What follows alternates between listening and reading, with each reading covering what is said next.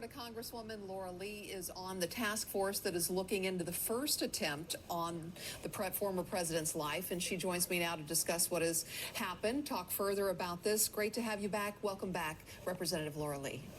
Thanks for having me, Holly. Unfortunately, here we are again. You guys are looking into the first one. Now we've got this apparent second attempt.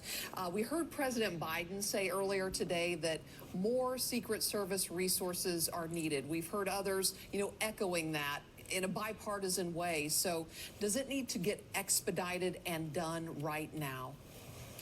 Yes, it absolutely does. So we've heard a lot over the last couple of months about the difference between a full presidential protective detail and the kinds of details that are assigned to former presidents or other people who are under Secret Service protection.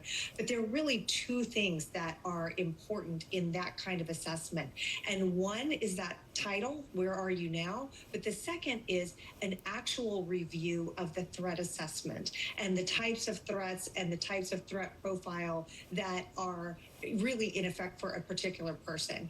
And what we see here with President Trump is that clearly he has a very grave and serious threat profile. And so it is absolutely necessary to elevate the types of protection that are assigned to him to that full presidential protective level so that every single resource that we have available is being assigned to him so we can be sure that he's being kept safe against these very active, serious threats. There's just some information coming out. It sounds like, the agent spotted that rifle through the fence, thank goodness, as the former president was on the golf course. The former president has praised those who protected him, and they were able to stop this.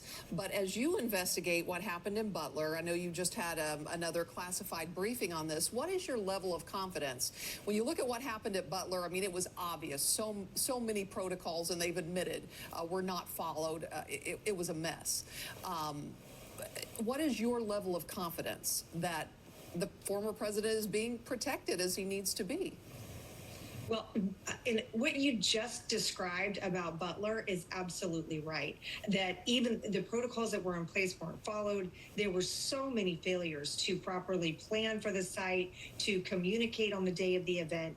But one of the things that was also clear about Butler is the perimeter wasn't adequate, that there wasn't a large enough area that was secure.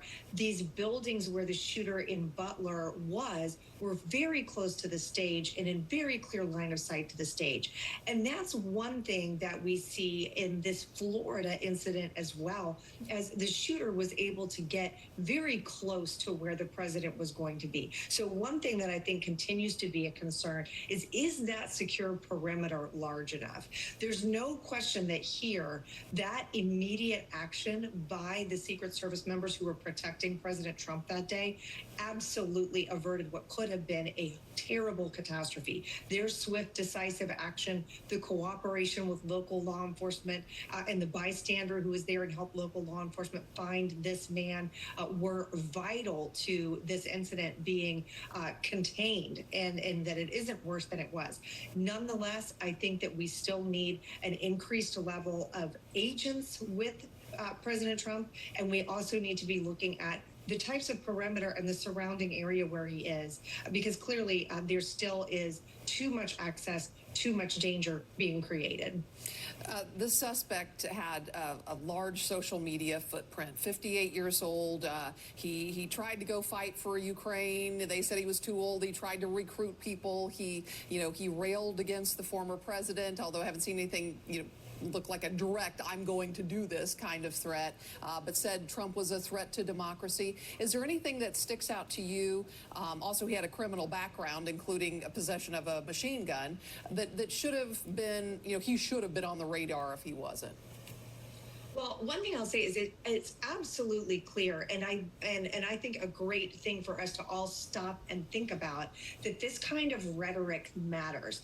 And in the days immediately following the Butler tragedy, there was a real bipartisan focus on, we need to watch the way we talk about politics. We need to watch the way we talk about politicians. And it is one thing to disagree about ideas or to disagree about the types of policies we think are best for America. It's quite another to talk about people and say, this person is a threat to democracy, this person is going to be the end of America. And a lot of that rhetoric has been directed at President Trump, not just recently, but for years. And so I think, this is an example of why that matters, and really a moment where I think people, wherever they are, whatever side of the aisle they're on, need to stop and think about the way that we're talking about politics in America today and the way that we're talking about politicians, and just take care to talk about issues and not about people in that way. And finally, Representative, we're almost out of time, but I do have to ask you about Governor Ron DeSantis. He wants to do a state-led investigation as well.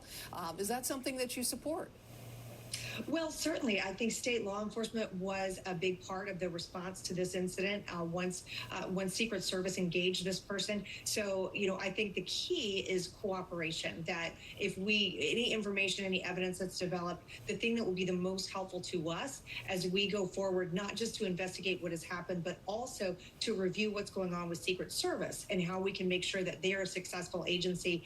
The key really is to bring all of the information, witnesses, evidence, and things that we find and provide them to us in the House of Representatives would be most helpful. And I'm confident that our state and local law enforcement here in Florida will be great partners to us in that way. There's just no room for error going forward. It's scary times here. And we appreciate you talking to us, Representative Laurel Lee. Thanks for your time.